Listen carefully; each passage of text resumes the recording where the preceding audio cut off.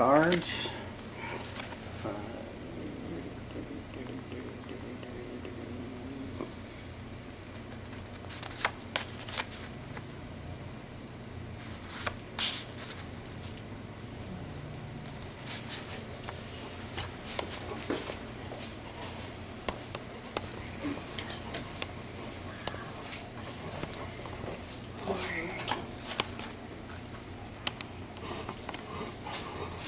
You get him lined up and so.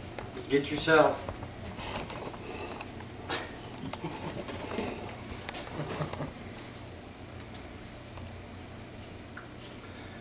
Are you or someone you know unsatisfied with your current paycheck? Are you afraid of asking your boss or employer about getting a raise or getting a bump in your paycheck? Through my own experience and through some research, I've come up with a few ways that might help you. I've had to ask for my own employee evaluation, and sometimes I was successful, sometimes I wasn't. Now, in an article, in this presentation, I'm going to go over the following topics. The following topics are going to be proper time to ask for a raise, the proper etiquette in negotiation, and the proper way to handle the results of that. Now, in the article, we're going to ask for a raise. It says the most appropriate time to ask for a raise is after one has risen the productivity in their department.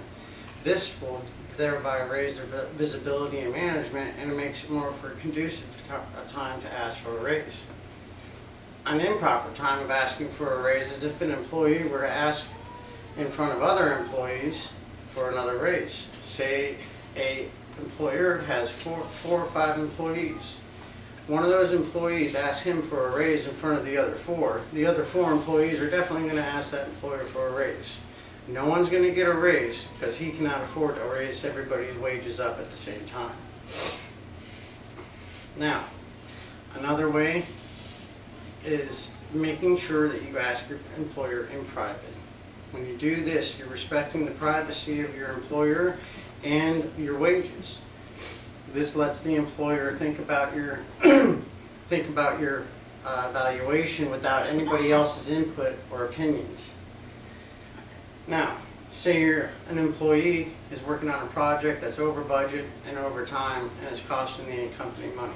This is not a time to ask for a raise because you're definitely not earning it. Now, in your handbook, you're going to find that most companies are not going to permit you to talk amongst other employees about your wages, about raises, about bonuses. Some employers can even fire you for just talking about that. So, asking your employer for a raise in front of other employees could end up getting you terminated. So, now that we've covered the proper time, let's cover proper etiquette. CPA Management Forum has said that 65% of companies that froze their wage increases in 2009 are currently going to begin freezing them in 2010 and the later years. Unfortunately, instability in the markets and low confidence in the workforce has prevented them from raising these wages accordingly. So what this means to anybody is that you have to know what is going on in your company and you have to be informed. Proper etiquette says that you must be informed about what your strengths are and your liabilities and what the company is available to do for you. So, future projects coming down the line is one of the best avenues to go.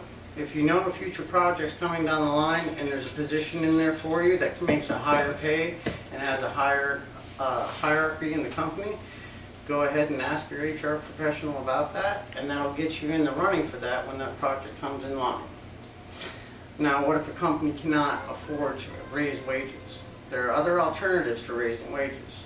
If you're under full-time employment, you can ask for almost full-time, working up to 38 hours. This will increase your productivity and your wages. Another way is through overtime. Overtime is very lucrative for employers as it raises the productivity, it raises your wages, and it's a win-win for them. The one improper thing in etiquette when dealing with negotiating is arrogance. Arrogance will get you nowhere and will often get you kicked off the table. Confidence is great, but overdoing it will blow your chances at your interview.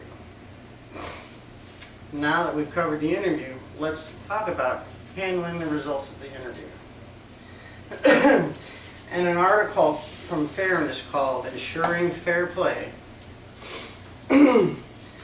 they state that bosses cannot defend bonuses that are arbitrary or nepotistic.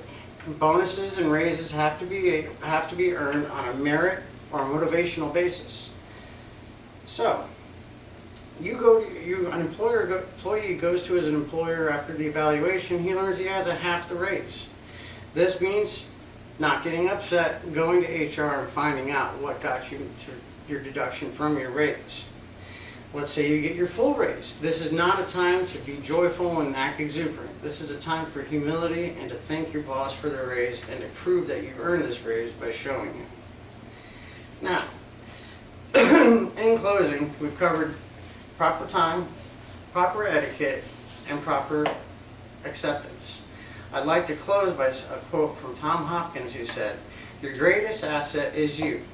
Spend time, effort, and money on training, encouraging, and grooming your greatest asset." Thank you, and I'll take questions. When asking for a raise, why is proper time and place so important? Proper time and place determines whether or not your boss can actually think about your raise and giving you your evaluation. Like I said, doing it in private shows him respect, and therefore he's more leaning to give that evaluation. Asking at the most improper time or in front of a bunch of people will definitely get you not. Well, thank you. Should I use working for another company and negotiating my raise? Ultimatums are a very dicey trick to use in negotiating. Some employers will call you out on that bluff. So if you're ready to pull that card, you should be ready to actuate the circumstances that you initiate. Excuse me, how do I know how much to ask for negotiating for a raise? There are many websites on the internet that will show you what your job and your job pays and what it's commensurate to other areas in your job profession. So you can actually go online, see what you're getting paid, and compare it to what other people are getting paid for the same thing in your area, and go to the table better prepared with that, not lowballing and without highballing your employer. Gotcha. Thank you. All right, thank you. Yeah, On time, right? I'm done. Yep, he's done. He only Yay. has 3 Yeah.